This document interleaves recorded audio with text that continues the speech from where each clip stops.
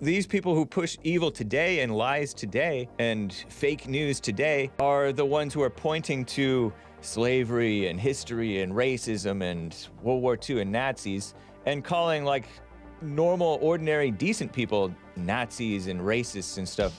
So like the evil people today are pointing to evil of the past, trying to distract from the evil that they're doing right now. But I'm like, I wasn't there. I don't know what actually happened. I don't know what the motivations were. I don't know what other people did that is not covered. Because there's a lot of cherry-picked things and caricatured. So you're very like agnostic on like the Holocaust and like the war and everything, or like you just don't like not that interested in it?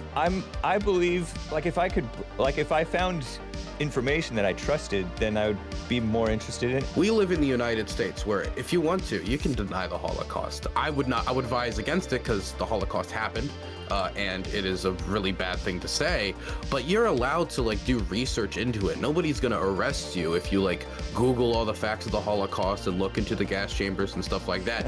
You know, you mentioned Google though, and Google itself like prioritizes and manipulates results from what I understand. You're not gonna get the real news even from Google anymore.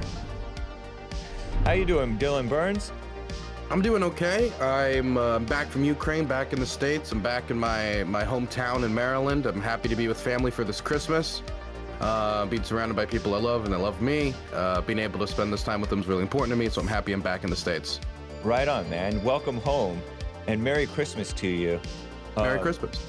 You look like you're broadcasting from an attic. Can you show him on the screen? I know it's a little bit jumpy. Like your picture is almost frozen. Is your picture frozen? The picture's almost frozen. For me, it looks good, but it might be some problem with the connection. Okay, yeah, true. Might be all that liberal infrastructure in Cali. I know, or it could be on our end. Who knows what's going on? But let me introduce you to the people. This is Dylan Burns of Dylan Burns TV. He's returning as my guest for the third time on the Hake Report. Dylan Burns, Dylan Burns 1776 on Twitter. Dylan Burns TV on YouTube. He has other channels as well. And you can visit DylanBurns.tv. A politically active young man, a Democrat, very interested and knowledgeable about foreign policy, very well read. Spent some months in Ukraine during this Ukraine war against Russia, working on a documentary as a pro-Ukraine journalist. So check him out. And today we will be talking about the U.S. support for Ukraine. I believe he says we should be supporting Ukraine. We're doing what we should be doing. And so although he agrees with the Democrats and rhinos who say we should be, it's a priority. And we'll also talk about Kanye West, also known as Ye, because he's been out spouting off on various different things. We may touch on Elon Musk's Twitter actions and maybe that Taliban ban on women's education over there in at least higher education, right? In universities. Universities and secondary education. Right, over in Afghanistan. And Dylan Burns hopes to take your calls too, so feel free to call in 888-775-3773. He found you guys interesting last time. Yeah, you know what? I had such a lovely time last time. You know, you guys showed me a lot of love, especially that one guy. He was very nice to me. So I thought, you know, I want to make sure that these kind people get another chance to talk to me if they want it. Indeed. I think that you're referring to Tat Face Joker. Yes, Tat Face. He's a very saintly man. Yeah. I think you know, he's going places. Cussing for the Lord. He cussed on a family-friendly, children's-friendly Hake Report show. Would you consider your show children-friendly, Hake? Yeah, I try to keep it children's-friendly. I do sometimes say dumb, and I try to keep it lighthearted and friendly. And although I criticize harshly ladies and LGBT people and blacks and everybody really, I do try to keep it classy and lovingly harsh criticism as much as I can. You like to make loving criticism of black people. Right. Indeed. Got you. You may recall Dylan Burns he appeared in January on The Fallen State and of this year, 2022, and January on the Hake Report, and in May on the Hake Report.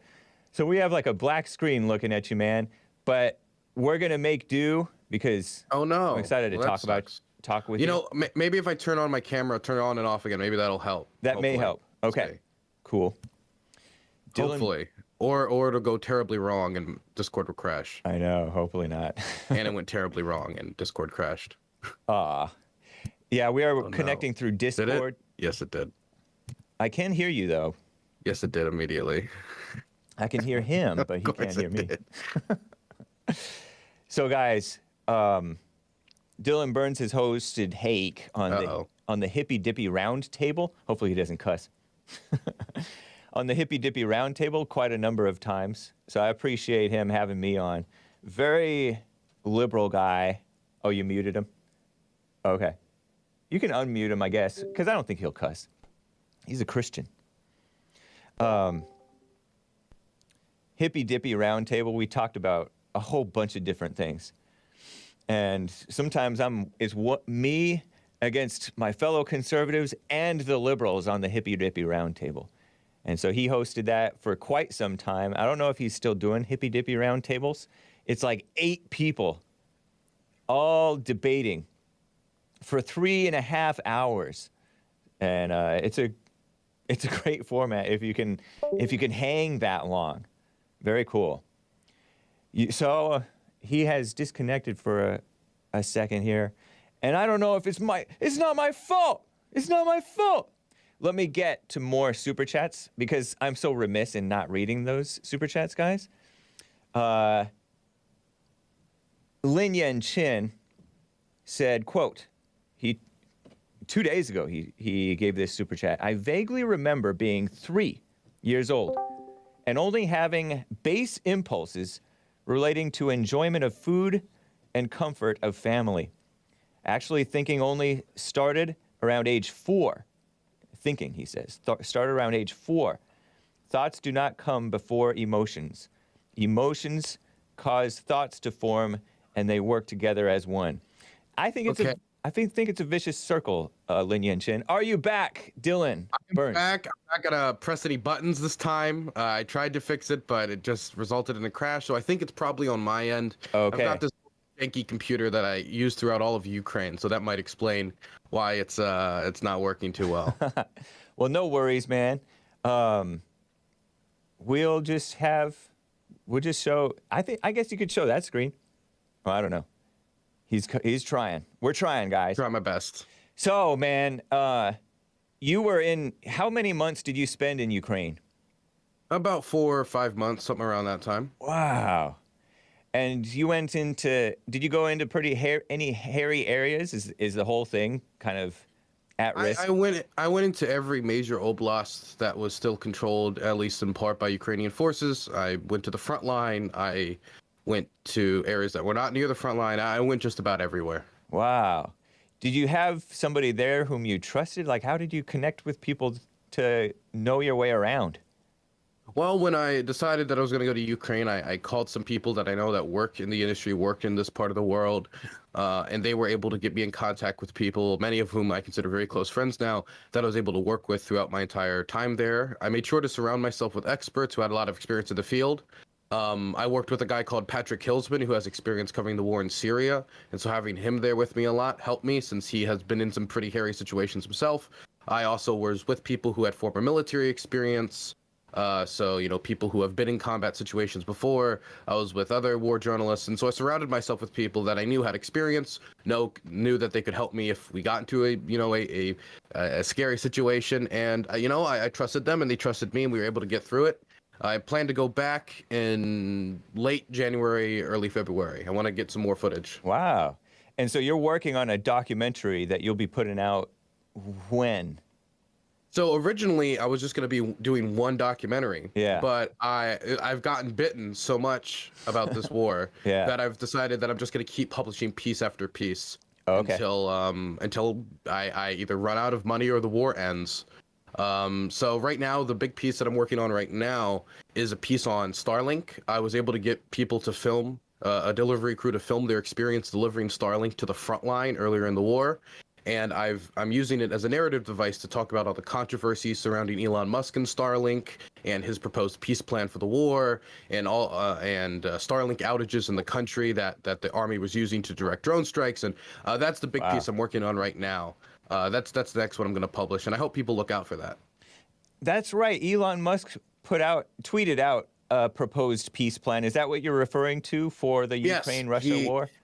He has his company, SpaceX, help service a system of microsatellites that is getting internet connection into Ukraine through these like Starlink antennas that the military and civilians are using to stay connected during the war. It's been extremely useful. There's over 25,000 of these antennas operating in Ukraine, and it's been extremely helpful. But then after Elon Musk started making peace proposals, and then there were some outages amongst the system of microsatellites in Ukraine, that even outages amongst situations where soldiers were using the satellites actively during combat situations. So really dangerous stuff. And so I wanted to make a video talking about how Elon got involved in Ukraine, because he got involved in Ukraine over a Twitter conversation with the Ukrainian digital minister, Fedorov, which is super interesting. So I wanted to give like a complete history of exactly how Starlink got involved, the controversy surrounding it, the benefits and negatives of having Starlink in Ukraine, and I also analyzed his peace proposal a lot in this piece as well. Okay. In short, what do you say about his peace proposal?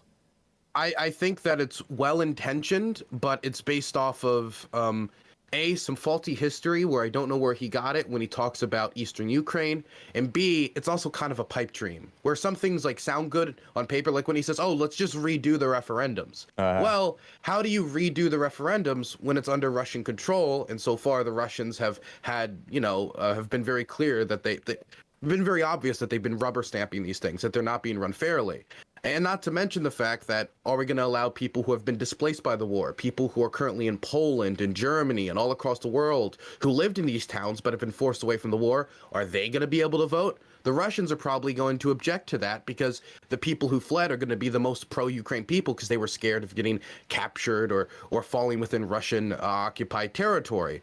There's also the dangers of hosting referendums in war zones, period.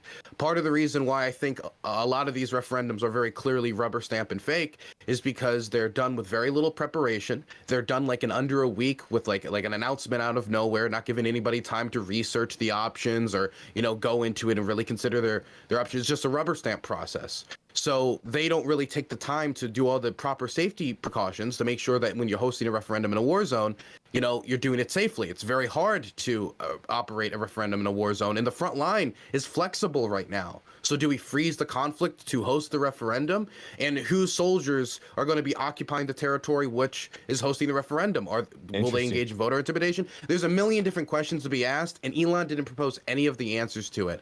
And so for me, it's like, oh, it's a sweet idea, but it's a pipe dream. It'd be like trying to host an election in 1944 France during the middle of the war. It's like, you could try to, but it's just going to end up being a mess. And so a referendum, for those who didn't catch on, is a vote by the people, or supposedly by the people.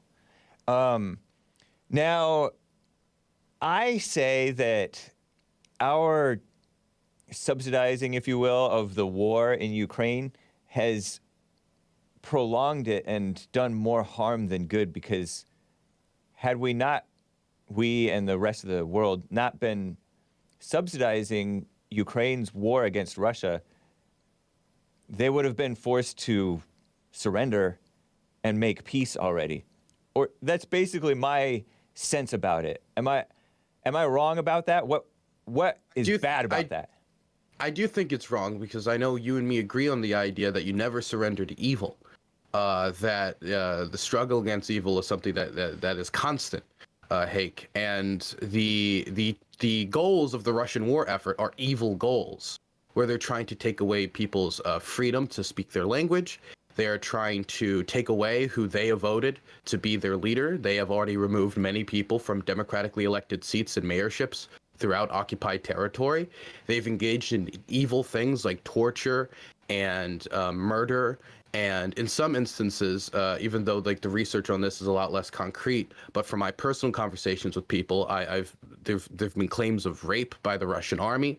There's been documented instances of looting, and the government has been a lot of times pretty open about these crimes. Like when the Russians filmed their execution of somebody with a sledgehammer, posted it online, and then sent a sledgehammer with their military logo of the Wagner Group to an EU representative. They're very open about this. You know, they're not very bashful about this type of evil behavior. And so we could say like, oh, well, maybe the violence would stop if Ukraine ran out of ammunition, right? I don't think that's necessarily true, because the violence hasn't stopped over the last 8 years in the Donbass and occupied territory for the civilians who have been tortured and kidnapped and have disappeared, never to be found again until like a year later in some ditch, you know, just their bones and like little pieces of the clothing. And if the Russians were to take over large swaths of Ukraine like they have, we've already seen their behavior. When the Ukrainians liberated Izium, they uncovered the largest mass grave in all of Europe since the end of the Yugoslav civil wars. 440 bodies in a mass grave, and that's just Izium. I've been to the Bucha mass grave. I've been to the other ones. These are some really horrific, evil actions. And those took place amidst this war, though, right? Yes, it took place amidst this war. But as we saw earlier, before the war commenced, the United States, and I didn't give it much credence at the time, they talked about how the Russians were making kill lists. Basically, the idea, like, these guys are our political opposition. These are the guys that'll give us the most trouble. Just get rid of them, and, you know, then the rest is easy peasy. And from how the Russians have behaved so far in this war, even when they occupy territory and there's like no threat that the Ukrainians are going to come back and take it anytime soon, they still engage in this behavior. And there's also something to be said about the idea that freedom isn't free. Our founding fathers knew that. They talked about this constantly. They made the decision to struggle against the British, even though a tremendous amount of people died during the Revolutionary War, not only due to bullets, but to things like disease in these military camps and completely preventable deaths, but they understood that their freedoms were more worthwhile than that. In my conversation with Ukrainians, when I talk to them about the suffering they face, they say that our freedom, which has been a multi-generational struggle, is more important than that. And Zelensky recently talked about how he wants to be the figure not to just like bring an end to this war, but to bring an end to that cycle of oppression and violence, to that evil. You know what? I don't see this war, though, as a battle of good versus evil. I see it seems to me, my impression of it is it's evil versus evil. I notice all the people in my opinion, all the people who are from the West who are like the politicians and the mainstream people who are supporting this war, I see it as a trendy thing, and they're getting a bunch of people on board. You're getting, you know, the useful idiot public, if you will.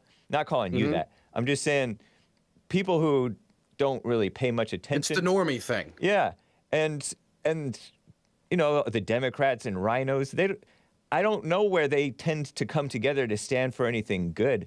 And this Zelensky guy doesn't seem very Christian friendly. And I understand that there's a lot of subversion of churches, political subversion of churches in Ukraine and Russia and America and everywhere.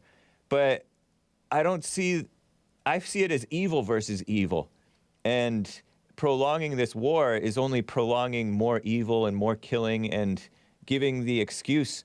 I get that Russians may still continue to do injustices and great evils, even in peacetime, but I don't see Ukrainians as really being for true freedom. I don't see America's establishment government as being for real freedom for even Americans, you know, or you know, it's so to me it's evil versus evil. It's so all that. Last time we talked, even granting all the things that you said about what the Russians have done. Last time we talked a little bit about this dynamic, about like, I don't trust this because all these people that I see as evil people, they believe it. So I'm kind of hesitant to sign up to it. And last time we discussed this, and I'm going to repeat this thing I said last time. Yeah.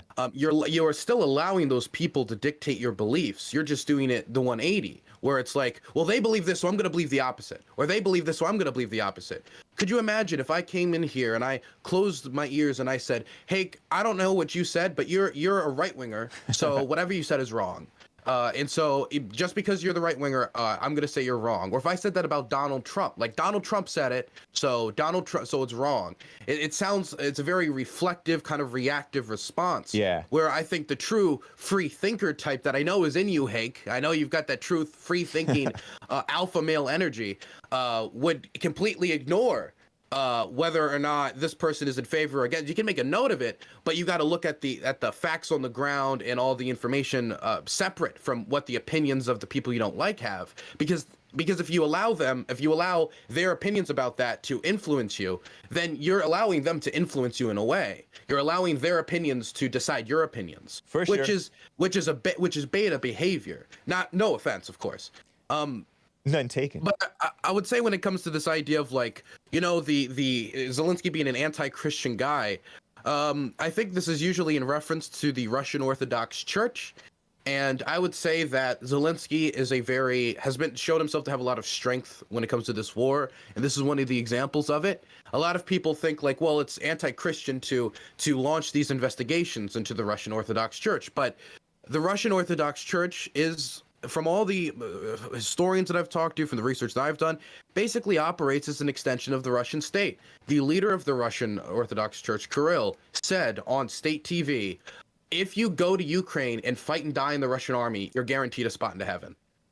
That type of language is not the type of stuff that the Ukrainian government's going to look at and say, oh, that's an unbiased religious institution that's just worried about making sure that everybody acts in a godly way. That is the Russian Orthodox Church taking the word of God and twisting it to make them serve the interests of the Russian state. And so I don't think it's anti-Christian to call that out or launch investigations into an organization that is actively undermining the security of your people. And lastly, and I'll wrap up with this, you talk about the struggle between good and evil, and the Ukrainians are evil and to some degree. And I will say Ukraine has a lot of problems. Of course they do. I would say, of course, the problems aren't to the same extent as the Russians would offer Ukraine during an occupation period. But during World War II, we had a lot of problems in the United States as well when it comes to poverty, homelessness, Japanese internment camps. Even though Japanese Americans were perfectly willing to fight against the Japanese army, we still had those internment camps. And there was a lot of other bad things that were going on in the United States. We don't even need to agree on what those bad things necessarily were. But that doesn't mean that that war was evil versus evil. It's shades of gray to some degree. But I do think even though no war is 100% black and white, there's shades of gray in between. Some wars can be more black and white than others, and I do think this is one of those wars. And I'm not necessarily, I get your point about reacting to people I disagree with and just going the opposite direction. And that's not what I intend to do. I do have some sympathies towards Russia and Russia's position a little bit. I find, conservatives for a long time, many years, have found Putin, different cherry-picked things about Putin to be interesting and like, oh, wouldn't that be nice in America? Just to have somebody who's like a little bit more manly, a little bit more, at least on the face, Christian-friendly. But I get that he may well be evil as well. And so my position is more like, let's stop funding this, let's stop taking a side in this, rather than support and enable the ongoing killing, which you've basically already addressed that as if we stop funding it, we're allowing evil to win. But I think that we're continuing to fight is allowing evil to win too. We're messed up either way. I mean, I would say war in and of itself is evil in the way that it takes life. I've met people who have lost fathers and sons and daughters, very young daughters and sons to this conflict. It's a massive tragedy. Yeah. But in all these conversations where these people who are the ones who are feeling the effects of this evil in the most brutal personal way, much more brutal in a way that I have felt it or you have felt it or anybody who doesn't live there felt it, because it's really impossible to imagine your town and your city just completely erased. In my recent piece on Elon Musk, I wrote about the city of Papanza, which I never pronounced correctly, but after the Russians eventually did capture it, because that's where the Starlink ended up being used, it was a city that was just gone. as in every building was completely unusable, and the occupation forces announced, we are just not going to rebuild it. This city is just gone. It once was a city. It no longer is. And that is an amazing thing to really try to process. Like, you just walk back home like years after, and the place where your city used to stand, just gone. Your school, your preschool, your grocery store, your everything gone. It's an insane thing to process. But I've talked to these people, and even the people who have lost everything, never in any of the conversations did it ever end with, I think it's time to give them this. It's time to give them the Donbass. It's time to give them, maybe we should get rid of Zelensky and allow them to occupy the country. Maybe every single one who have felt the most brutal effects of this evil are also the ones that are the most steadfast in continuing the struggle. And so who am I to speak on their behalf and say that, oh, you've had too much suffering, I know better than you, the person who is going to have to deal with the loss of freedom if they lose. Yeah, but like the allowing victims, and those are victims, to dictate our policy, which is not exactly what's going on, but using the victims' position to justify our policy of giving them billions and billions and tens of billions of dollars worth of military aid and whatever else we're doing. To me, that's not a justification, because this is the way of the world. It's people get taken over, and like I said, those horrors that you described are in part because this war has been allowed to drag on, because we've enabled it to drag on. So that's still my position, man. And the callers can call in 888-775-3773. You mentioned World War II, and how that is another war that I see maybe as evil versus evil. I don't know much about history. I think that you probably know a lot more than I do about it, at least the specifics and all that stuff. But my general sense is, I suppose that the Revolutionary War was a good thing. It got us our independence. And I appreciate the founders. Why are the founders not evil? I don't know. I don't consider them. I don't know why they're not evil, and they may well have been evil. But okay. I don't see that. I don't see the more recent wars since then, maybe any of them, I don't know, as having been good for America or good for the world. And I'm not like an all-out, always anti-war guy at all. I've never been like that. I've seen that there's a time to fight and everything. But I don't see those things. I don't see the so-called Civil War as having been good for us. The World War I and II, it may have made us rich and raised our profile in the world, maybe. But I don't see those as having been good for America or the world. So what war... just like, so I know that this isn't just like that you would apply to every war, right? But is there any war that you would say this was the good war that I think was worth fighting? My basic assumption, I have never questioned the Revolutionary War, America's war of independence. But you don't know if the founders were evil. I don't think of them as evil. I would say no, they weren't. I don't know. I mean, everybody has evil in them, so you can find evil in all sides, of course. So I would say that when you say, like, do you allow the victims to determine, like, when you're talking about the victims to determine the punishment for a crime in law, I understand the logic behind the victims obviously can't be the rational ones to decide this. Right. But when you're talking about the victims trying to decide their own future, which is what would happen depending on the amount of aid they get and whether if they continue to fight the war, I do think that's different, because the difference between the first instance where it's like a crime is like this person's going to prison probably no matter what, so it's not like this person can continue to have an effect on this person's life. But the Russians, just because we stop sending aid doesn't mean the Russians necessarily stop, or if we sign a peace agreement that the Russians necessarily stop. I think a lot of people are under this idea that, like, well, we're going to sign this peace agreement, and this peace agreement is going to be the really cool peace agreement that stays, and like there's not going to be another war. But there've been other peace agreements in this war before. There's been other peace agreements that Russia's violated before. The Russians said before invading Ukraine that they weren't going to, that it was just training exercises. And so I also want to make sure that the ending point of this war is not kicking the can down the road, the breaking of the cycle, because what we could do is we could get emotional, or as you would say, act like a woman, maybe. We would get emotional, and our emotions to just stop the fighting right now, all we've done is delay it and make it happen 5 years from now, and then the problem will be resolved in the future, not now. When most Ukrainians seem to be like, you know, rip the Band-Aid off, let's deal this, and get with it done now, instead of like waiting to pass the struggle down to their kids, which nobody wants to pass down war to their children. You know, this reminds me of sort of like the world's policeman stuff. We were criticized as trying to be the world's policeman in the Middle East, for example, with, you know, terrorism affecting and genocides and all these things affecting innocent people in different parts of the world. And we swoop in out of love of what's right. But I don't see us loving what's right at home. You know, we have the immigration situation out of control.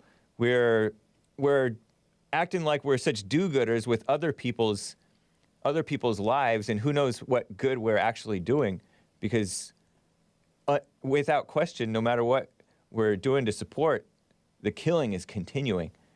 And you're talking about what would they do if we were to stop funding them.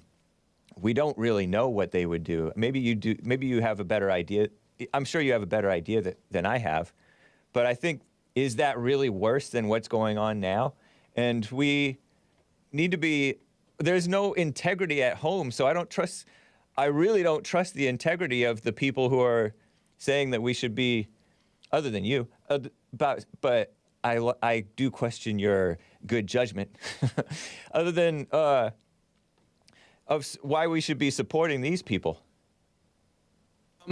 Again, I never look at it like, do I trust this government official when he tells me his intentions? Because I think people's intentions can be in very bad places, and it can still be for a good cause. An example would be, let's say I want to fight the Nazis. I would say that's a good cause, right? And somebody wants to make money off of selling guns. Now, his intentions isn't, I hate Nazis and I want you to defeat Nazis. But if he's willing to sell me the guns in order for me to, like, you know, win the war and accomplish the good thing, I'm willing to do that. And you know what? In warfare, ever since human beings could sharpen rocks and use it to bash in the head of other people and hurt other people, people have been selling sharpened rocks or guns or knives and the spears. But that doesn't mean that for good causes, people haven't worked with those people, understanding who those people are and the quality of their character, or the low quality of their character in many instances. Yeah. They still were able to work with them to achieve a better goal. So you don't need to necessarily just trust every single person who supports Ukraine. You can support Ukraine for completely separate and different reasons than them. And as for the question about the world police, if we were to compare the operation in Afghanistan, which cost, I would say, what, like $2 trillion? Or if we talk about the operation in Iraq, which cost, I don't even know how much, but we'll just both say a lot of money, right? Yeah.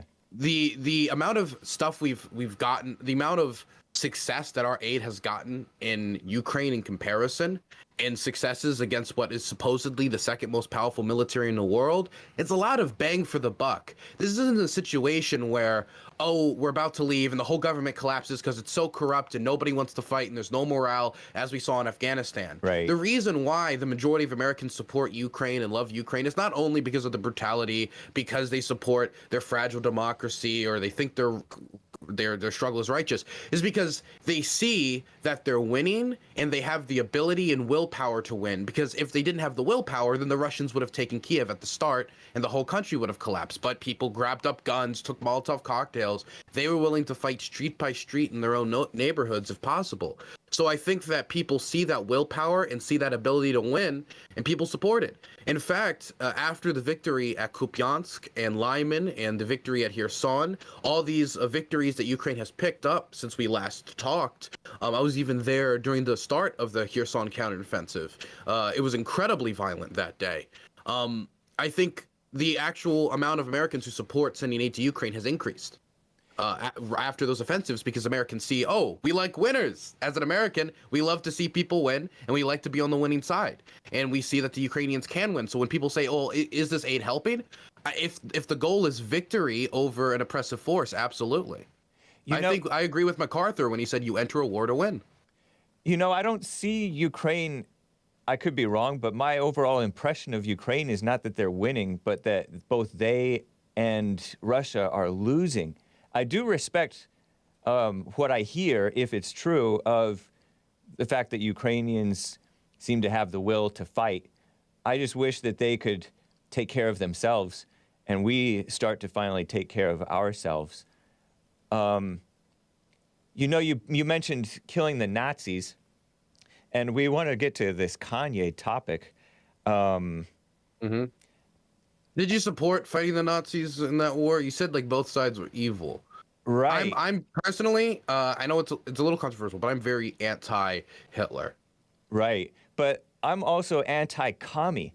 And I don't think that killing the Nazis and killing the commies really did that much good, because the war is really spiritual. And spiritually, our country has been subverted very immorally by communists and just evil in general. And so there was a famous General Patton, I think, who said that we should have continued and gone after the communists, but we didn't. And I don't know if fighting against the communists during that war would have done much, because really at home, our hearts have gotten just, in my mind, all the more perverse and evil. And our country's really rotting. Like, I have a question. Before we get to Kanye, I have a call or two to get to. But I will say just one thing. Yeah. Is whether you believe in God or don't believe in God, the crimes of the Nazi regime were the furthest thing from God's light you could possibly imagine, if you have that image of like the type of love that he shared. When we talk about like the experiments of Joseph Mengele, of just seeing how long Jews could freeze before they died, right? Putting them in ice water, or trying to attach Jews to each other to make these like weird abominations, right? Trying to play God.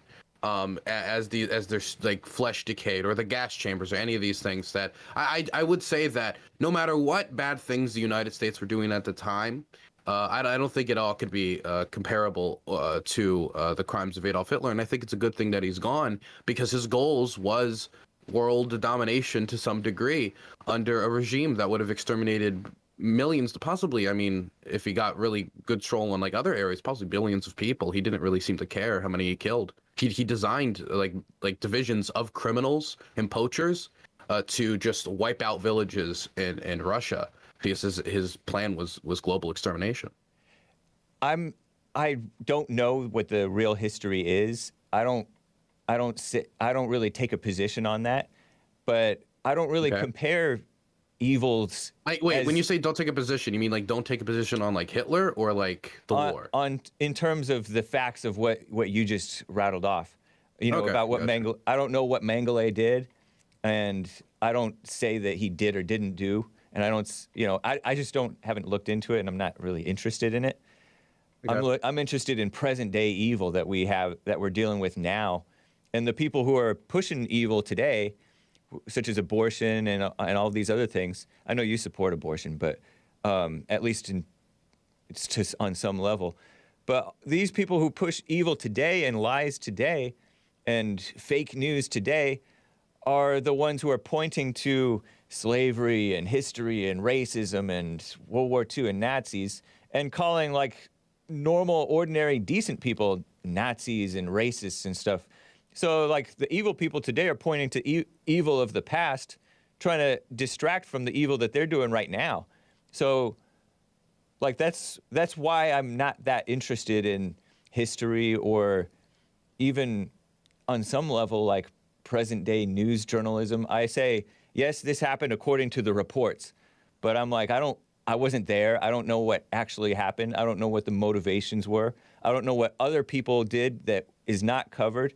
because there's a lot of cherry-picked things and caricatured. So you're very things. like agnostic on like the Holocaust and like the war and everything, or like you just don't like not that interested in it? I believe, like if I found information that I trusted, then I would be more interested in. I am interested in stories. I read Killing the SS by Bill O'Reilly, the great Bill O'Reilly. And that was an interesting book. And it was the first time of me reading a book in quite some time. But yeah, I'm just more interested in stuff that that I see around me, like the spirits of the people, because I can't see what those people were really like because they're dead now. I would say like studying history is super important to understand not only present day, because the ripple effects of history affect us today. I mean, the end of World War II and like how the recruiting of certain scientists affected NASA, and like the rebuilding of European security structures that still exist to this day. And of course, Putin's talk about the Soviet Union kind of all comes back to like why he's possibly invading Ukraine, because of this feeling that like Russia deserves an empire, it deserves to be this powerful. Like, I think history is super important for understanding all this stuff, and I think it's part of the reason why I feel very confident in saying that I think while everything's is like grays, of course, nothing is 100% good and 100% evil, like people as well. Like everyone fundamentally in nation states are made of people, are flawed to some extent. Right. Original sin in a Christian sense. But when we talk about the war in Ukraine, I think history is one of the things I would point to that would say for me that why I think the Ukrainian struggle is the correct struggle, the good struggle. For example, the banning of the Ukrainian language by the Russian monarchy for generations, or the way the Soviet Union treated Ukraine in a very at times abusive manner, really kind of just looking the other way as the people of Ukraine starved under Soviet rule. Or when we look at American history, I would look towards things like slavery and things that has happened in our history that has affected the future that we have today. History affects the future, and we also need to study history to make sure we, of course, like don't repeat it. That's a common saying, but I think a historical understanding of American history, of Ukrainian history, Russian history, all these things are important if we're gonna like talk about these issues and analyze what we should do going into the future. There's no reason that we need to repeat the mistakes of our forefathers. But I think that we repeat the mistakes regardless, and in sometimes worse ways, because we're taught like propaganda type history where like you're not even allowed to hear you are allowed a little bit to hear like the Confederate side of what went on. And then there's people who in other countries who say different things about what the Holocaust really was or whatever, and those people get jailed and stuff like that. So like there's this anti-free speech or forcing people to believe something that just leaves one suspicious. I think it's more important to understand yourself and how evil drives you within, and understand how you tend to come to believe things that may not actually be true, both about yourself and about other people. Because people live in their imaginations who know history, and there's wildly different conclusions from different people about history, and just as there are wildly different views of reality today. So that's how I see it. I don't want to poo-poo the studying of history entirely. Of course. Yeah. Sorry. I guess like when we look at these countries that have like banned, for example, Holocaust denial and stuff like that. Yeah. These are countries that have been most brutally affected by the Holocaust. I understand Germany obviously being that. And so while I won't agree with it, we live in the United States where if you want to, you can deny the Holocaust. I would advise against it because the Holocaust happened, and it is a really bad thing to say, but you're allowed to like do research into it. Nobody's going to arrest you if you like Google all the facts of the Holocaust and look into the gas chambers and stuff like that. People might not want to employ you if you start tweeting out Holocaust didn't happen, XD, then maybe that'll affect your life, obviously, but Right. You're allowed to look into these things. And the thing is, a lot of people, tens of thousands of people, have tried to like create, to try to like dig up history to try to justify the Confederate cause or try to justify the Holocaust. Of course, there's like the Daughters of the Confederacy for the Confederates, and there's of course a lot of historians or quote unquote historians who have tried to deny the Holocaust. But they always come up short because the historical truth is just not there. There's just not anything to grab onto to like justify this message. I know there was a lot of people growing up trying to defend the Confederate flag and the history of the Confederacy, but ultimately like they were unable to because the history was just not there to do it. And so I would say that if you wanted to defend these things or say maybe there's a good case to be made there, you live in the United States, you can go freely research these things and figure it out. You read that Hunting the SS book, maybe next book could be a few Civil War books or some books on the Holocaust. You know, you mentioned Google, though, and Google itself, like, prioritizes and manipulates results from what I understand. You're not going to get the real news even from Google anymore. So, like, you could use Tor, DuckDuckGo. I mean, ultimately, you can pull yourself up by your bootstraps. Right? True. Let's get to a call or two. How about that? We're coming up on the top of the hour. Appreciate you joining me. This is Dylan Burns of Dylan Burns TV. And he went to Ukraine, spent quite a bit of time in Ukraine, and he's a Democrat, politically active young man over back east. Maryland, is it? Is it Maryland? Maryland. I live up near Prince George's County, outside of D.C. Okay. Let's get to Art in Ohio, who wants to talk about the Ukraine thing. Art in Ohio, thank you for calling and holding. You're on with Dylan Burns. Dylan, I want to ask you, do you smell what the art is cooking? Okay. Do I smell what the art is cooking? Artie Art. Yeah, do you? Yeah. Gotcha. From Ohio. And yeah. First thing first is, I'm just sitting back. Come close to your phone, man. You sound like you're on a speakerphone or something. No, I'm in the bathroom. Oh, don't be in the bathroom. The heck? Okay, let me come out the bathroom. Okay. It's too echoey and muffled sounding. All right. Okay, so first thing first, I'm just sitting here looking at my triceps and these biceps aching. Every time I hear a baby killing liberal talking about they support abortion or whatnot, I just want to go off the top ropes and hit them with the people's elbow. That's the first thing first. And the second thing is, you saying that you want to support going over there to war with be in the war with Ukraine. Well, why would you want to be in war with them or whatnot if you know that Russia's only for trying to protect themselves from Ukraine with from biological warfare allegedly that they had next door to Russia. Whatnot. Ukraine has biological labs over there in Russia, so. If I had knew that somebody was building a bomb next door to my house, you think that I would be cool with them building a bomb or having a meth lab next door to me?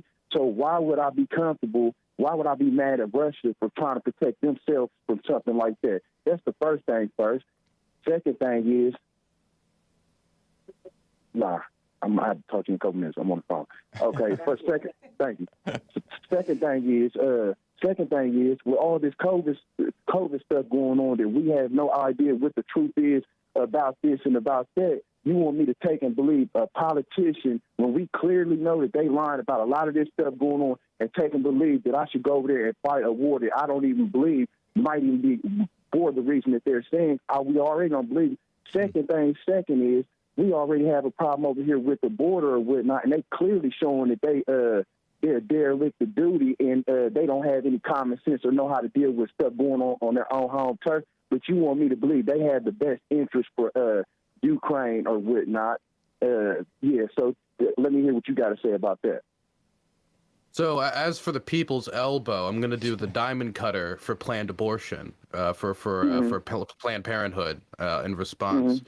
But I'm a huge wrestling fan. I watch AEW constantly. But as for the question about biological weapons, the Russians did make the accusation that Ukraine was designing biological weapons that would target Russian DNA through these partnerships with the United States in these labs across Ukraine.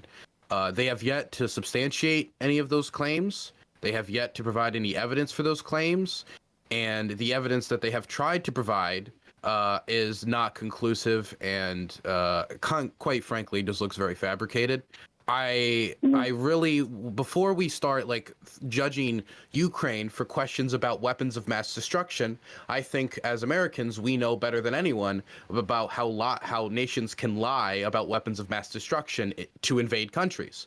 And we had our own WMD scandal. This is the Russian version of that. The only difference is Ukraine never even pretended or attempted these types of programs that I'm aware of. They do weapons they don't do like weapons biological research as far as I'm aware. They do biological research like most countries do, but the Russians have yet to substantiate that claim. As for trusting politicians who lie, you don't need to necessarily trust Joe Biden or Hillary Clinton or George Soros or any person you don't trust or whatever. You don't need to trust them. You don't need to trust mainstream media either, but you can go and do the research for yourself if you want to. Look into the history of Ukraine. Something that I would give people advice for is Timothy Snyder, very intelligent man, very good historian, has done a completely free available series on YouTube on Ukrainian history. And if people wanted to maybe learn about Ukrainian history and how, the birth of the Ukrainian nation state today, he's not a politician. He's a historian. Historians can lie too, but he's one that I trust, and he's one I would advise you to maybe listen to some of his lectures. I find them very fascinating. Appreciate that. Art, thank you, man. Anything else? Any follow-up? Yeah. Quick question. So he said something about the Russia tried to do this and do that or whatnot, but that's the same thing as far as with Adam Schiff and a lot of these other people censoring stuff. Well, if they Russia was trying to put out the correct information, what happens when you got people over here, liberals, that are trying to censor him? And the second thing is that, I do need to trust you. If I'm dropping my kid off at the daycare, I need to trust you to make sure that when I'm dropping my kid off, they're in a safe hands. So if I'm a warrior or I'm going to war for a country, America, when I need to trust the people that I'm going to war, so I know that I'm going to war for the right reason and not just going to war just to lose my life for no reason or whatnot. And you clearly see that American soldiers should be aware and maybe skeptical about fighting for America when you just seen what happened with Brittany Griner and the Bout situation. I would say, I can hear you. I would say, what was the first one again? It was about the biological weapons. So I watch a lot of Russian state media. I do it because I think it's very important to know what. So how do you know which information you getting? Do you know if this is liberal? Is this Adam Schiff Russian news? Because it's from Russian state websites. So I go to Russian state websites and I watch them. You can access them.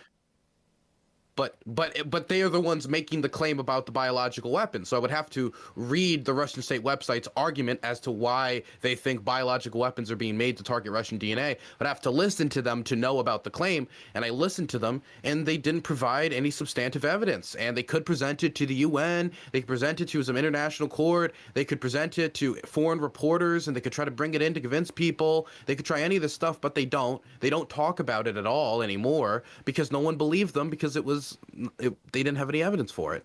And I think as Americans, with our history with weapons of mass destruction claims, we should know better than anyone that these claims can absolutely be completely fraudulent and not correct. As for trusting politicians, I'm not asking for anybody to go fight and die who's listening right now in Ukraine. This is actually a situation where we don't need to send any of our young men to fight and die in Ukraine, and Biden has been explicit about not wanting to send young men and women to go fight and die in Ukraine. This is a question about aid, so I don't think you could ask a question about trusting politicians to send aid, but this isn't a question about sending anyone over there to die. Hey, well, real quick, one more, sorry about that, real quick.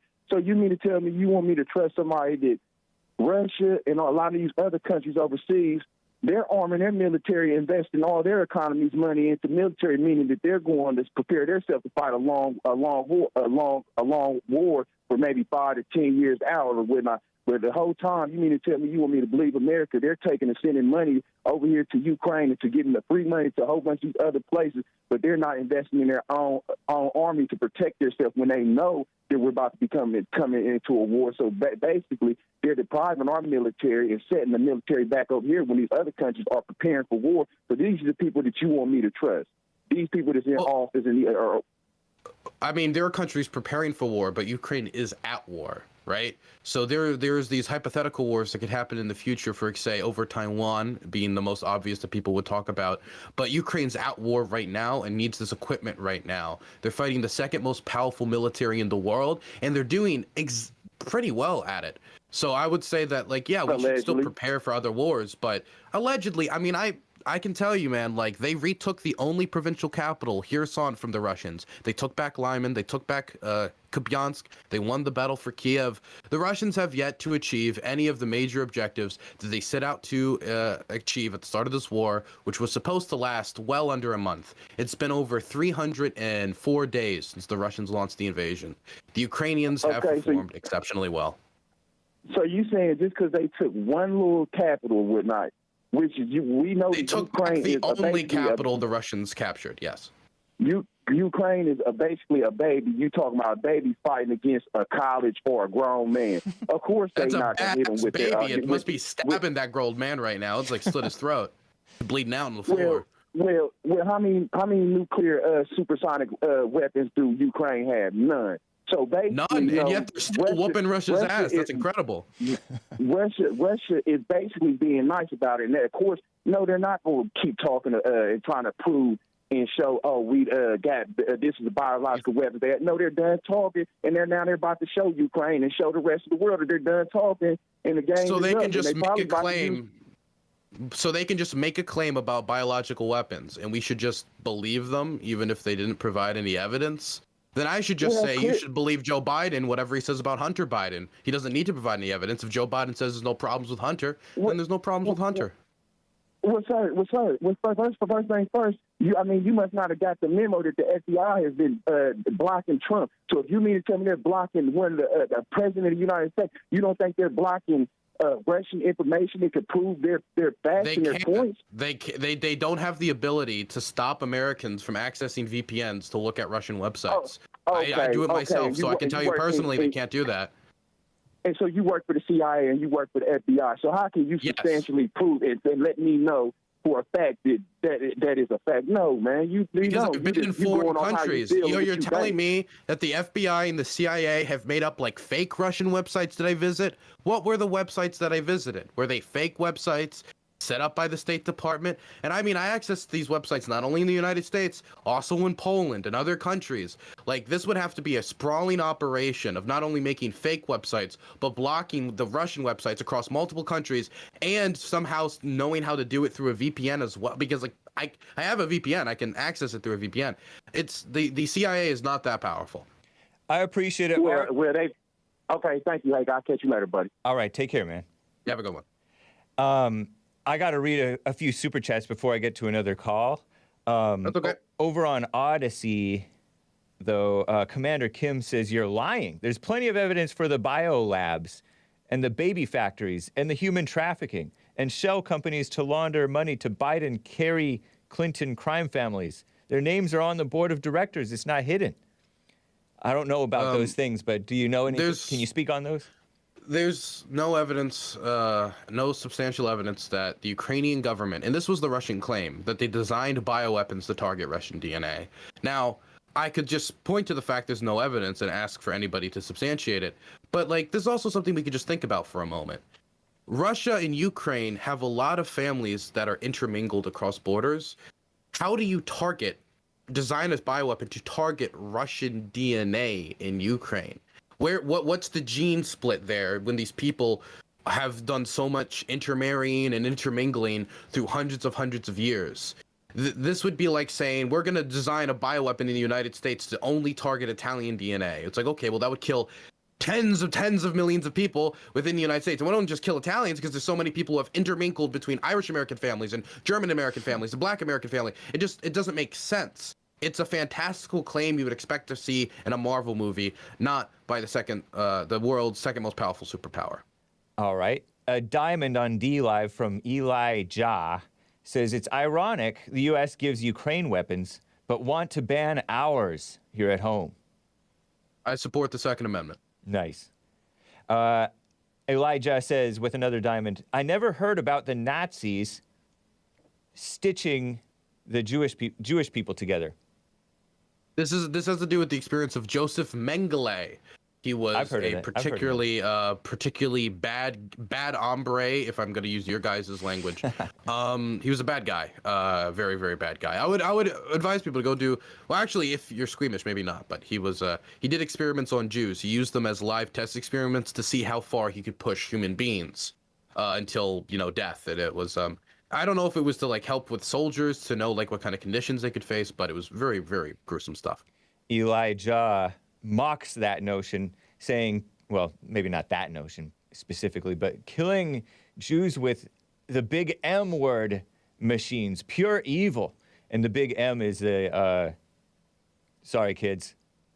Like, I don't know if you're catching on, Dylan. Big M machine. Money? Is this a No, what is it? Self-pleasuring machines. I don't know. I got you. I don't know if you've heard about that. I haven't heard much about it. No, I hear either. people make references a lot. How come the Jewish population grew after World War II, asks Elijah.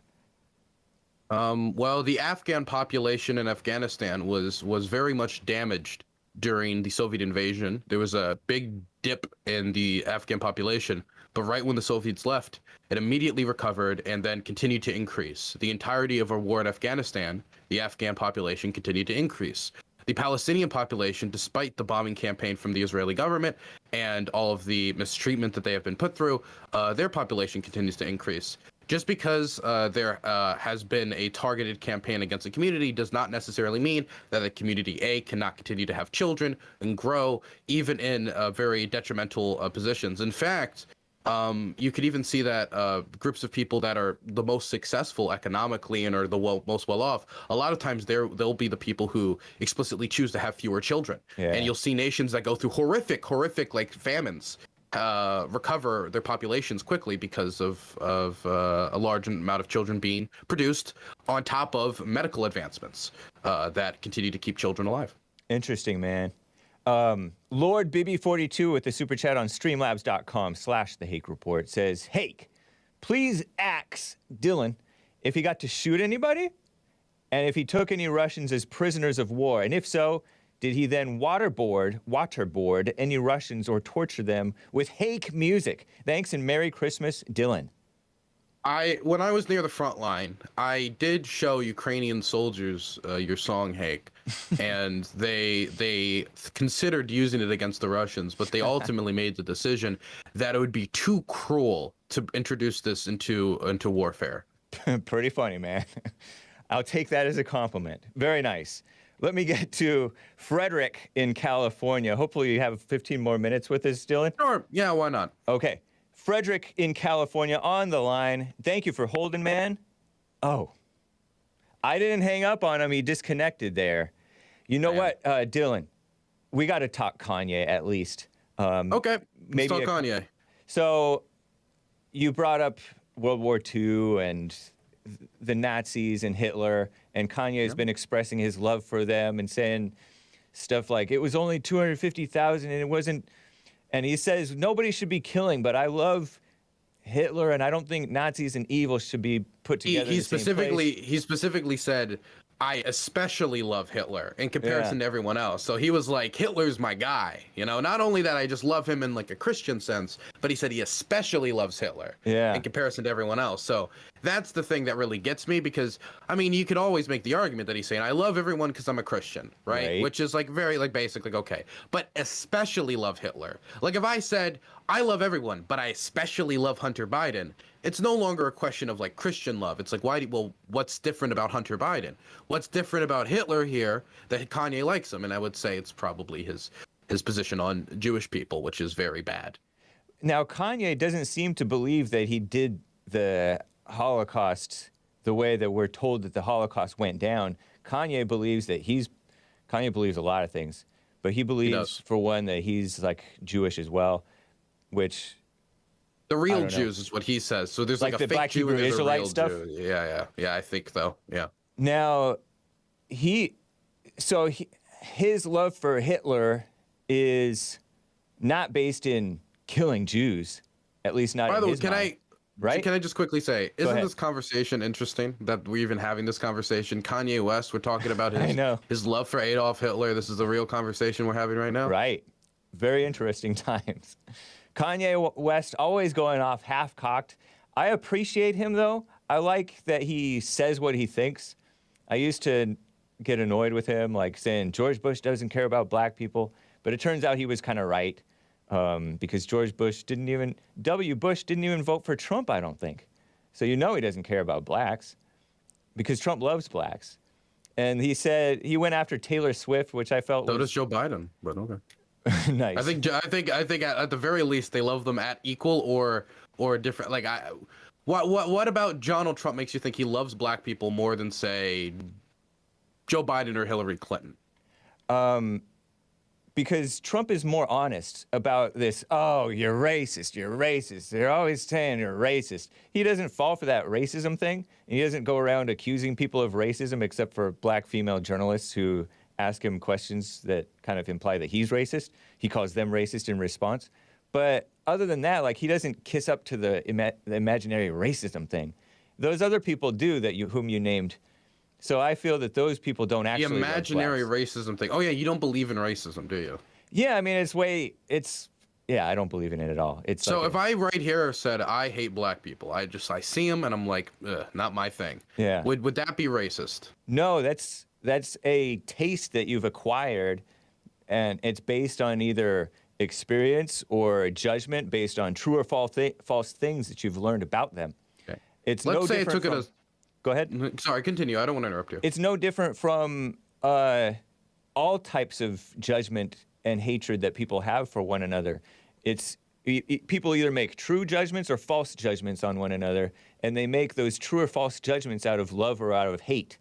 And people can say facts with a hateful spirit, or they can say facts with a loving spirit. But oftentimes, people tell the truth out of love, like JLP, and he's accused of being racist or sexist or whatever, and he loves everybody.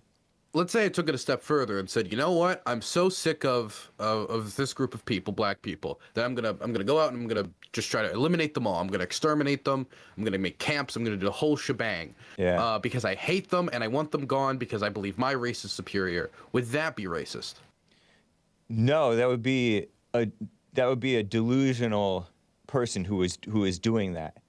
But I mean, the definition of racist, like when we talk about it in like Webster or any of these things, or how people use it, colloquially, it's the idea that you believe that your race is superior to the others, and you're viewing them in a negative way because of their race. Like their race is this, so Right. you have negative prejudices towards them.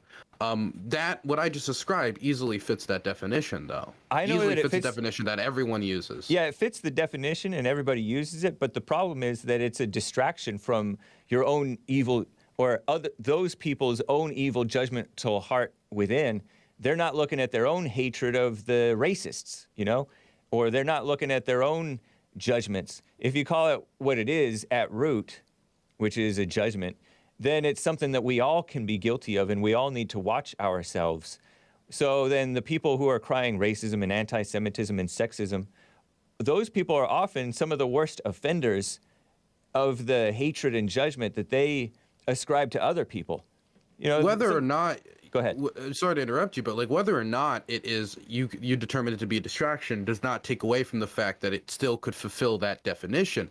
Like there could Right. be different types of hatred. There could be hatred just like there could be religious hatred. There could be racist hatred. There could be hatred due to things as silly as height or eye color or height, but whatever. It could be any number of reasons for hatred. But racial hatred, which is racism, is a very real thing. Even if you think it's a distraction, which I would disagree with that, but even if you think that, you can still acknowledge that it's real. But you I can just- distract you with something that's real. But you just called it as a type of hatred. And if we're trying to get to the root of things, racism is not a root of anything. It is a symptom or an illusion or an appearance of things rather than the root. People claim that racism is a root, when in actuality, its hatred is the More of a root. fungus. I know, but you know what I mean, man. I don't think it's an illusion, because I think we see people who easily fulfill these characteristics I've described about, who go out and try to act in racist ways, whether it's in hate crimes or it's how they carry themselves in their life or how they talk about other races. This is within every race, every racial group in the United States. There are people who fulfill this definition when thinking about some other race. There's people in it. So you can say it's an illusion or a distraction if you want to, but I mean, I can see it in my physical reality, right? So it's at this point where I feel like we're kind of like splitting hairs here. Right. That's why we need to get at the root issue of hatred and judgment. Also, we got away from Kanye. Do you want to get back to it, or? Sure. Yeah. That's why that's what Kanye is pushing, is whether he's wrong or right, which he may be wrong about a lot of things. He may be onto some things that are true. He's been pushing love. He says nobody should be killing anyone. We need love. We need morality. And he says his mind, which those three things are very refreshing. And I understand people's support for him on those things. I think somebody expressing love, it's okay to be happy about that. Somebody speaking confidently about what they think is truth. People love confidence. People love these things. Yeah. But people don't love Hitler in the way that Kanye loves Hitler. Not in a way of love every other human being sense, but in a especially I love Hitler sense. Mm-hmm. When Hitler, started one of the worst wars in human history, if not the worst war in human history, that brought tens of millions of people into the ground and led to an extermination campaign against Jewish people. And so Jewish people obviously are going to see somebody saying they especially love Hitler and posting images of like swastikas inside of Stars of David. And, when he's being told by Alex Jones, like, you don't really mean that. What you really mean, and he's trying to pull him away from it. You can see Alex Jones very clearly trying to, like, give him life rafts. And he's popping every life raft and throwing it back in his direction. Saying, no, I especially love Hitler. I don't think I would ever say that I hate the Nazis. It's really bad to say such a thing. I especially love Hitler. And then he cast doubt on the Holocaust. That is, I think, something that is good to criticize. I do think that's something that's good to call out, even if it's caused by his own mental issues. It's still not really a complete excuse for the behavior he's engaged in. But his love for Hitler isn't based in the war that Hitler, according to you, started, or the extermination of Jews that everybody is saying, or most practically, well, everybody in the mainstream says that he did. Kanye's supposed love for Hitler, or love for admiration for him, is based on perhaps, he's opposed the negative, what he felt was negative Jewish influence in his country. And so that's what Kanye seems to like about Hitler, in that but Kanye himself has expressed what he thinks is tough love criticism of Jewish people who he feels has gotten away with being shysters of black rappers or something like that. But I don't really think there was really any negative Jewish influence in Germany. You don't, but Kanye does. Kanye does, but I think that Kanye, like Hitler, is using the Jews as a scapegoat. And I don't think the Jews, as Hitler accused, made them lose the First World War. There were many Jewish German soldiers who fought and died in service to Germany.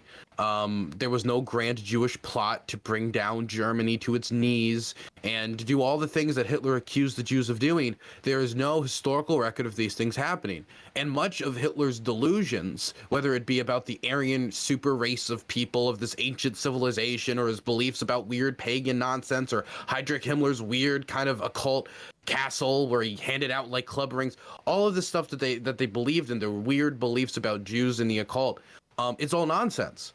Okay. And so I would say that Kanye's been caught up in that nonsense, whether it was due to his own mental issues or whatever. He has gotten caught up in it. And I don't think there's anything to compliment Hitler on when it comes to Jews. And there's no good reason to say that you especially love Hitler. All right, man. You know what? I got to get to Frederick in California. He's back on the line, and I think he's kind of on a similar topic as this. So, Frederick, you are on with Dylan Burns, Frederick in California.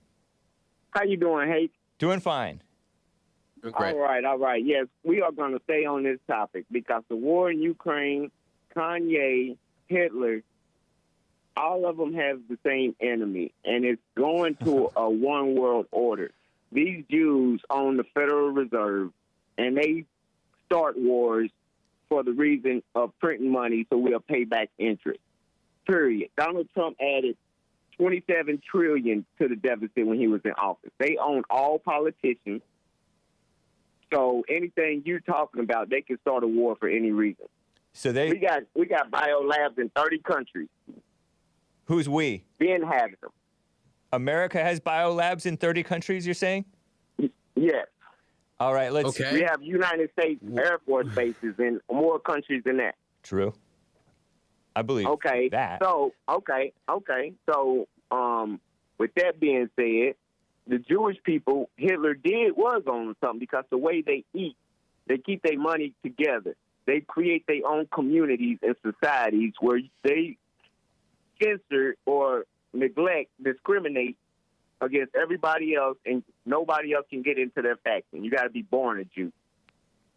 All right? So Is there something now wrong with you got that? a group of people. You got a group of, excuse me? Is there something wrong with keeping to your own community and discriminating against everybody else? Hitler seen they was draining the money from the economy, putting it into other places. That's how they formed Israel in 1946, 47, 48, when Britain's alliance was over with from 1914 to 1948.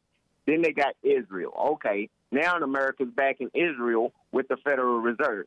Printed fake money. We built Israel. The Jews already over here campaigned in 1913 to get Woodrow Wilson during the night of Christmas to sign over Federal Reserve, the United States to the Federal Reserve. And about 20 years later, we went bankrupt in 1933. So we've been borrowing money. They put politics. They own the television, the telecommunications, ABC, NBC, BET, NAACP. I'm talking about Jacob Schiff, the Bacon Houses of London, Chase Manhattan, Goldman Sachs, Lehman Brothers, the American Express card, the Rothschild. These 12 banks are going to have one unitary money system, and they're going to drain all our money where Mexico's dollars equal to ours. All right, let's hear It's just from... a matter of time, and everybody's confused looking at the Jews. They're not even real people to begin with. They're not real... What do you mean by they're not real people? What They does that took mean? a religion and ran with it. 12 tribes got lost, and they saying 50 returned. And just because they're the ones that campaigned and advertised and market the best, they get to run a whole fucking world. It's not... Hey, keep it Jews, clean. The culture... Excuse me? I think you said whole effing world. Don't cuss, man. It's a children's friendly show. I'm sorry. But the OU certifications that every company got to get to be kosher, the GMO salmon that they making and releasing into the stream so they can eat salmon to make it kosher. Salmon. I mean, everything is in compliance right under their faces, and they put the tax onto the consumers. All right, you know what? And nobody sees it. Dylan, how are you doing on time? We're coming up at the bottom of the hour here. Do you have a few more minutes that you can respond to this and hear? Sure, some yeah, I could respond to this. Okay. So, number one, I would say that the Jews are real people. I've met them, I know them, I've been with them. They're real people. They function in the daily life. They are real. I think he But means when that it they're comes to not this- actually the original Jews or something like that. I guess that's what he means. I don't know what I'm saying. I don't want to get into specifics of, All right. of who the original He's Jews are. But I will controlled by- say I that just the tell you- idea Hold on, Frederick. Let me have Okay, go your Dylan response. the idea that the Jews have organized basically every major war and they're the ones who start it for finance. I think it's kind of, I call this, and I say this in the nicest way possible, I call it Tom Clancy syndrome. And what I mean by that is that everything, the world's very complicated. It's very hard to understand. There's a million different competing interests with a million different people trying to get to their own means and get what they want. And there are some people who look at this world that's extremely complicated and has a million different interests and is in black and gray and very complicated and is not that easy to understand. And we seek simple solutions. We could say, well, it's all the fault of this group. In this instance, we say, oh, it's all controlled by the Jews. It's all the fault of the Jews. They're the ones who control everything. They're the ones who manage the banks. They're the ones who manage this. They're the ones who did this. They're the ones who started all the wars. When it's going to be a lot more complicated for what started the war in Ukraine. Hardcore Russian nationalism was a contributor. The Russian base in Sevastopol was a contributor. Economics and resources was a contributor. Ukrainian language and identity was probably a contributor. Hundreds of years of Ukrainian struggle for independence, and we're going to say that one religious group that isn't really even that predominant in Ukraine is the one who was able to start this war and push Vladimir Putin to do the invasion? Do we have any evidence of this? Do we have a paper trail? Do we have audio recordings? We don't have any of that. I think that a lot of people want to think it was this one group of religious people because it's a lot easier to explain, and honestly a lot probably simpler to wrap our heads around, that it was them that did it all than it was a million different competing interests that clashed, combined with human error. Honestly, the world is too complicated and there's too many moving parts for any one religious group, definitely a religious group that's such a small minority, to garner that much power around themselves and control the world like a giant chessboard. A million different people have tried to gain that amount of influence, and a million different people have failed. The Jews did not start the war in Ukraine. He interrupted briefly to say that they dominate in politics. He says that this. And politicians. Do you consider them a religious group or an ethnic group, Frederick, or what? I consider them a fake. Oh, yeah, you said that. People. Well, then how come if they're fake people? Then they're of no concern. They don't exist. No, if they run the world, they do exist. They under this facade. So are they fake or are they? You can't speak of them. You can't speak about them. You can. We're speaking about them right now. Although Kanye is getting punished for going hard against. Well, yeah, because he said things that were wrong. I mean, people don't want to work with anti-Semites, right? Because they make you look bad. If somebody smeared feces on the wall right next to me, I wouldn't want to work with them because they would make me look bad. But does that mean that there's institutional discrimination against people smearing feces on the wall? I mean, I guess kinda, but I mean, it's kind of deserved that you're going to get that reaction. Let me ask you this. Let me ask you this. If the United States buy itself back from the Federal Reserve, would you think that would be wrong? I don't have a strong opinion on the Federal Reserve. It doesn't sound like he would think it was wrong, would be wrong or right necessarily. Like, he doesn't know. He doesn't have a strong opinion on that. Okay. Yeah, but that's the people that runs the Federal Reserve is the thing Kanye's talking about. When he's saying all these Jews are his friends, the business partners, and the workings within them, they work in a system that's inclusive and exclusive for Christians and other people. So you'll never know the inner dealings of their families or their networks or their stocks trading. And he don't know that the money that they use in the United States Treasury to print from is just money that they don't have, and banking on the interest that's coming back that they don't even have yet. So they're going to stay in power as long as we have a Federal Reserve. If I was to look at all of the politicians who are part of Ivy League schools and how their children are able to get through into Ivy League schools through the benefits that they give them through money and donations and stuff like that, I could easily create a conspiracy about people in Ivy League schools controlling the world, and it's all for the interest of these big money ticket schools and want to get more donations. Because you want to know what? People in big Ivy League schools, they do overrepresent people in power. They do hold immense influence. But again, the world is just way too complicated for any one group of people to control it all. It's the same reason why capitalism has been so successful in comparison to Soviet up-down style communism, was because capitalism kind of acknowledges the natural chaos of economics, the natural chaos of trade, of how complicated it is, and it says we're not even going to attempt to manage it. We'll let individuals all across the world do that management because they know what's best for their own lives. So you know who the founder didn't work. So I don't understand how like we could say, but somehow, you know who the founder of Oxford University is? Is it a Jewish person? His manifest destiny that they was supposed to control the earth, and everybody that graduate from Oxford University have to live out his last will and testimony.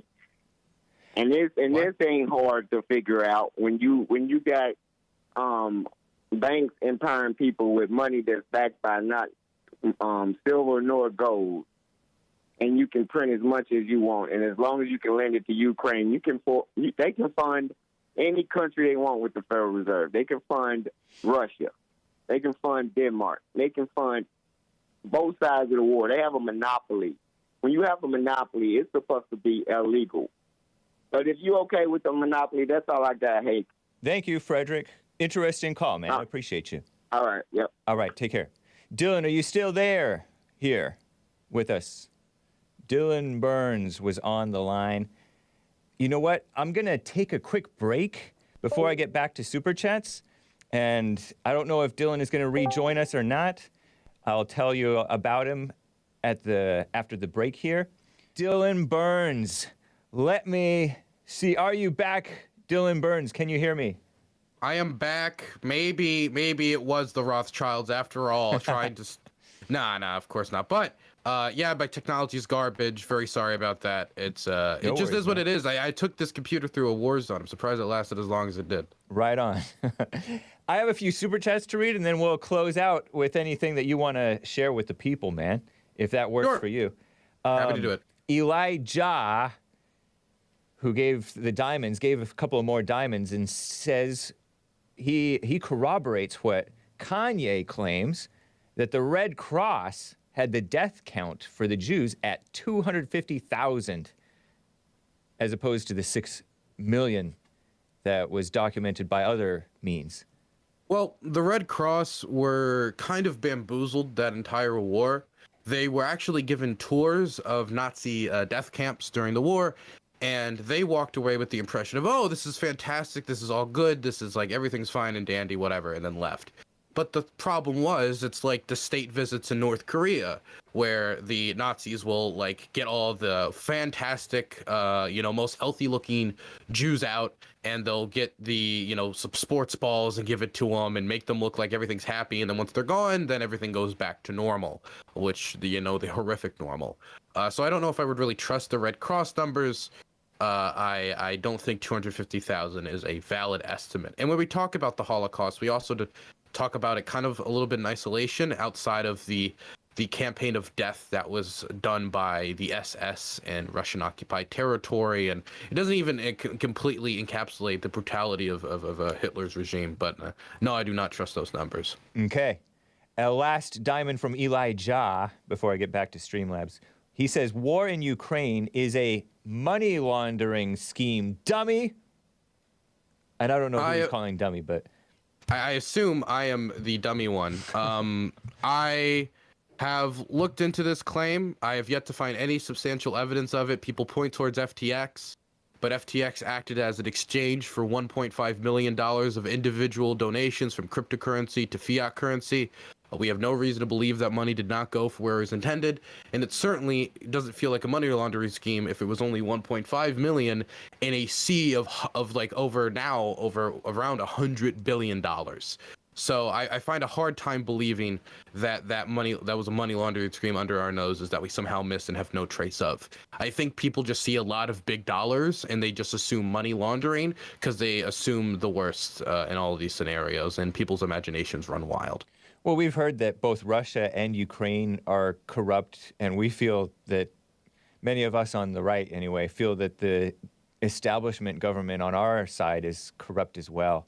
Yeah, like for example, let me ask you a question. Mm-hmm. If you heard Donald Trump saying, I'm going to give $10 billion for the border wall, and I walked up to you saying, nope, because you know what? It's a money laundering scheme. Would that make you say, oh, well, now I don't want it, never mind, screw the border wall, it's a money laundering scheme? You would need evidence for it, and no evidence has yet to be substantiated. It is funny how big money is so easily used and misused everywhere, probably everywhere you go, But anyway, last super chat from Lin Yen Chin on streamlabs.com/the Hake Report. Hatred is hatred. There is no different types of hatred. There are just different targets for hatred. Dylan is lost, like the liars who claim there are different types of intelligence, when those are just facets which intelligence governs? My IQ is 71, says Lin Yan Chin. And you say? I don't have my IQ on hand. I'm sorry, I can't flash the card. But I would say that the reason why we say it's racist hate or this type of hate is to describe it more accurately. If we look at somebody beating up somebody else and we can't properly analyze why he's doing it, if we just say, oh, it's because he hates them. Well, we kind of garnered that much. He's beating them up. Of course he hates them.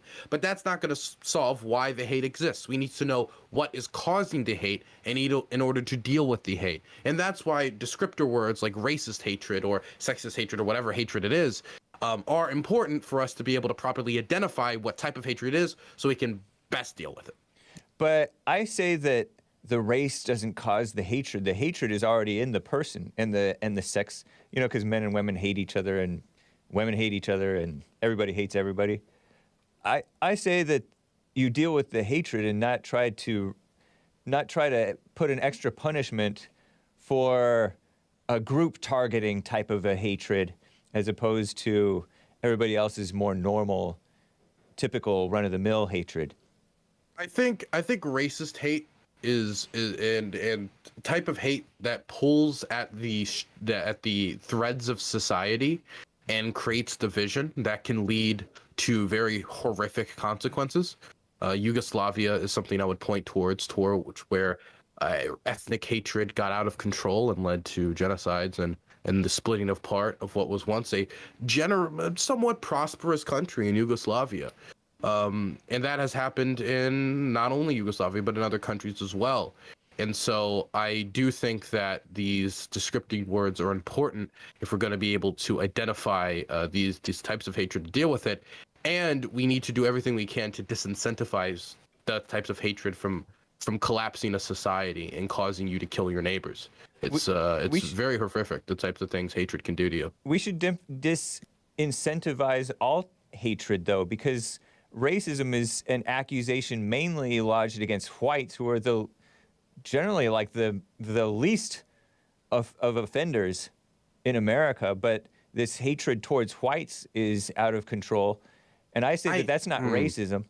I say it's out of control in America. Not that whites are getting killed like crazy; they are getting killed disproportionately in terms of the interracial violent crime.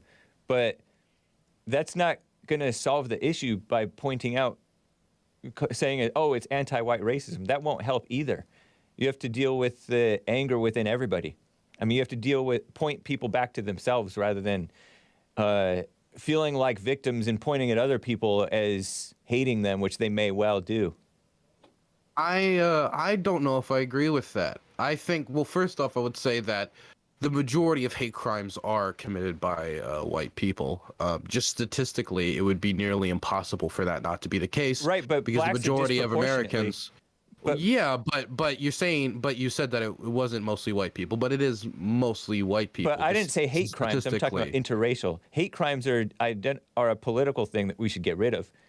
But again, I would point towards the idea that hate crimes threaten the security and tranquility of the state in a way that other types of crimes and murders do not do. Crime, of course, causes a level of instability, but it doesn't inspire a certain level of instability in others. If I hear one guy murdered somebody else, I don't think those motherfuckers. People, a lot of times, that's not what's going to come over people. But if you hear person murdered person A murdered person B because person B was part of this group, that is going to cause more instability. For example, you don't see riots following X, Y, and Z murder of some random person and some random mugging. You see it when we find out it's racially motivated. We see massive protests after. But that's the thing is you're saying that, oh, just don't pay attention to it or just call it hatred, or but it's maybe a lie. like let's not acknowledge that it was racially motivated in some way if these hate crimes occur. But we can't deny reality. But they're imagining that but that's not always the case. Like a lot of these most of the time hate crimes, it depends on the case. George Floyd was not a racially motivated situation, but they pretended like it was racism. We don't know for sure exactly what motivated. So Derek then why Chauvin. did they riot? What we do know is that it was an instance of police brutality. No, and it was an instance of police brutality. No, it was not brutal. I think choking someone to death is brutal. Yes. I don't know that it was. First of all, I don't believe that it was necessary. well, far be it from me to disagree with the correct narrative, but my point is that that may have been excessive force. Maybe it may well have been. I don't know. But the pretense, that was an example of this witch hunt against imaginary racism and against white people, white cops especially. Blacks are killing more than twice as many whites every year as whites are killing blacks, but we're told that blacks are the biggest victims. They're also the biggest perpetrators of the violent crime. I don't think you're understanding what I'm getting at. When these types of things happen, No, I get it. The instability just naturally happens, not only in the United States, but in every country. Now, your solution hasn't really worked anywhere as far as I'm aware. Nobody's tried it. The solution is, well, you can say nobody's tried it. Nobody's tried truth. Nobody's tried truth. Yeah, because if you look at the media, the media has been... Nobody's tried truth. Nobody in any country has ever tried truth before like you're offering. Right, because if you look at how the media is being very... Thank you, man. It sounds a little bit sarcastic, maybe. But it is a little. The media has been very dishonest, and I don't know if it's because they're just self-deceived themselves. Because I've, in relationships with women, I've seen them just outright lie and really believe their own lies. Maybe the media believes their own lies, but they're very dishonest, and they incite this type. And so do the politicians, and so do the academia people, bunch of liberals. They incite this and justify the anger and hatred of blacks towards whites and POCs and women towards whites and men, to where you're treating normal behavior as though it's this horrific thing, and so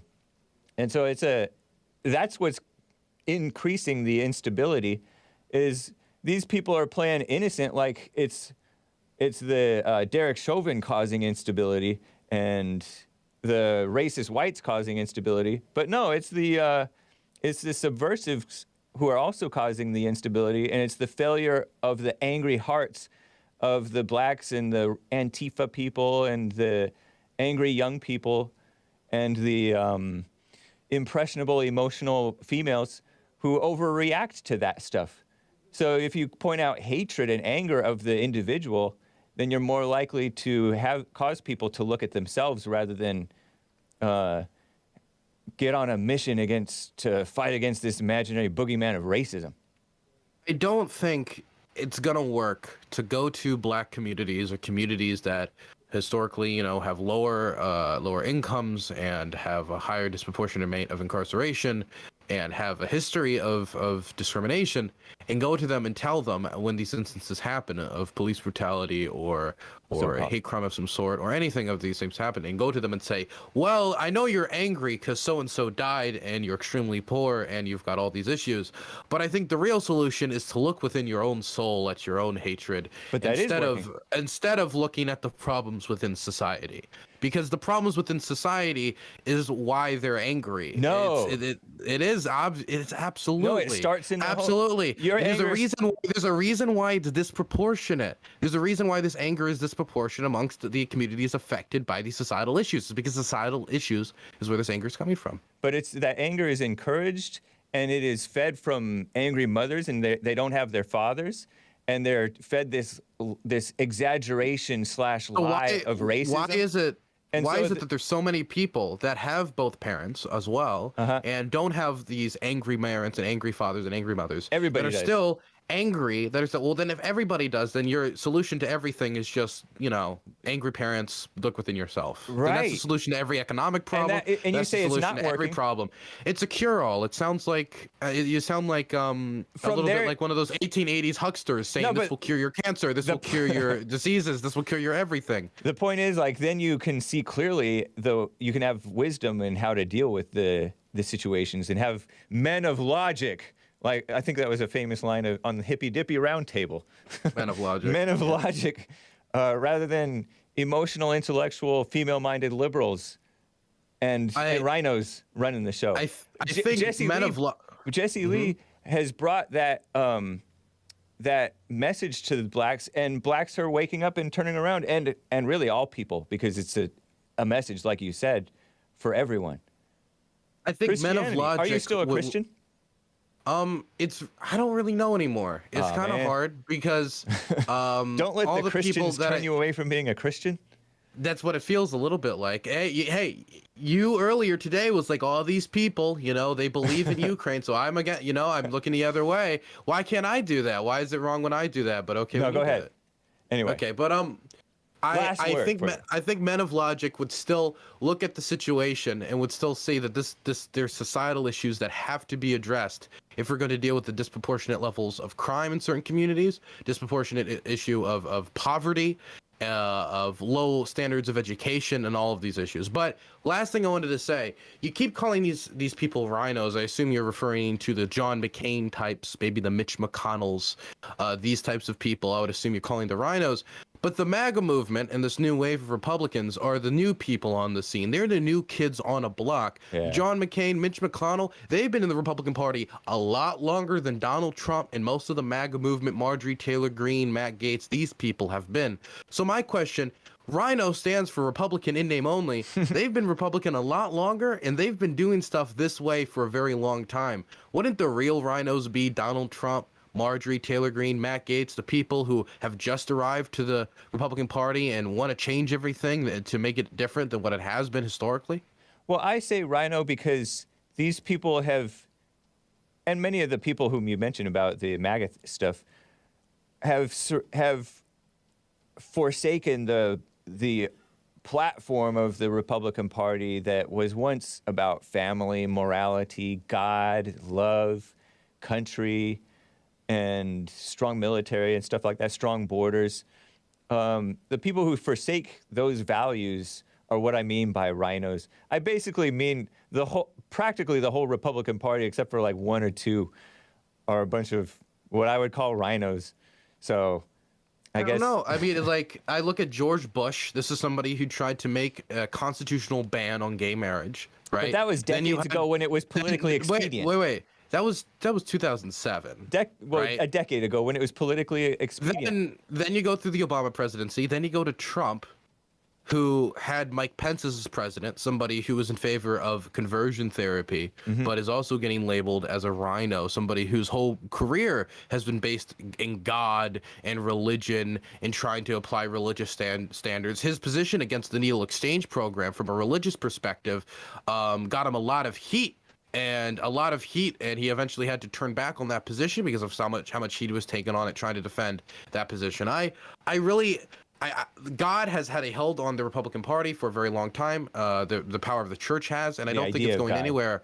But I think really the thing that might be making you angry is that maybe some Republicans like Mitch McConnell, who have been working in politics for 40, 50 years, are more willing to compromise to some extent, even though in very little. And maybe that's why they're being called rhinos. But really, the Republican Party of Mitch McConnell and these people hasn't really changed since Ronald Reagan. It's basically the same Republican Party. I just think Weakness. that, you know, Trump wants to go caving. further than what they have historically gone to. So again, Trump would be the rhino, not Mitch McConnell. I'll take it. That rhinos for Christ. Anyway, man, it's been great talking with you, Dylan. Last quick super chat from Lin Yen Chin, if you can. Lin Yen Chin says, Dylan, calm down and process rather than justify delusion. Hate is just hate. The reasoning as to why a person is feeling or showing hate in a given instance is not a magic flavor to hate itself. A car does not become a black Asian car because I am using it. Oh, because he's black and Asian. He's mixed. I do think that the reason why somebody hates is important to analyze and important to describe. If you don't, then I would just be like, if we talk about war in Ukraine, we're just, oh, Russia hates Ukraine, Ukraine hates Russia. And then you don't need to get into any of the details of the history and stuff like that. It's a very simplistic explanation, but I think the nuance is important. I think the reason, though, is not the surface level physical things. It's the evil of the heart. And it starts in the home. You know, what is that, heartboard? No, like the problem is with the person. It's not with, nobody hates blacks just because they're black. It's because of, anyway. People can be taught to hate.